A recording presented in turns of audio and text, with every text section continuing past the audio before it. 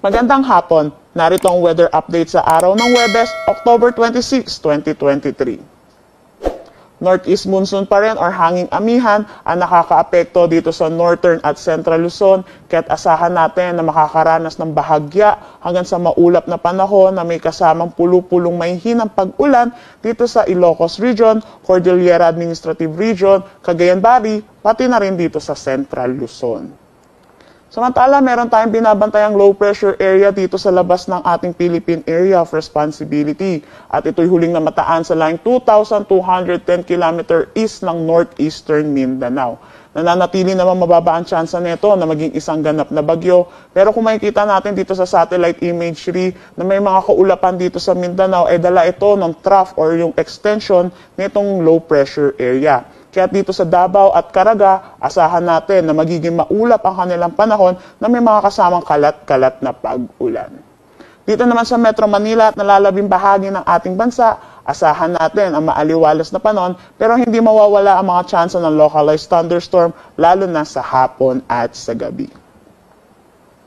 Para naman sa panahon natin bukas dito sa Luzon, asahan pa rin natin na malaking bahagi ng Northern Luzon ang makakaranas pa rin ng bahagya hanggang sa maulap na panahon na may mga pulu-pulong mahihinang pag-ulan, dulot pa rin ng Northeast monsoon or ng hanging amihan. Para naman sa nalalabing bahagi ay asahan natin ang generally fair weather na may mga tsansa ng localized thunderstorms.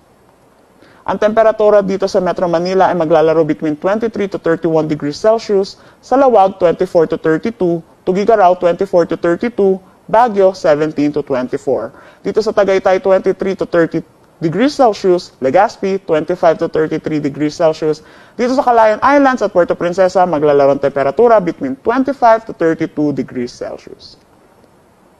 Dito sa Visayas ay asahan natin na magiging maaliwalas ang kanilang panahon na may mga tsansa pa rin ng localized thunderstorm lalo na sa hapon at sa gabi.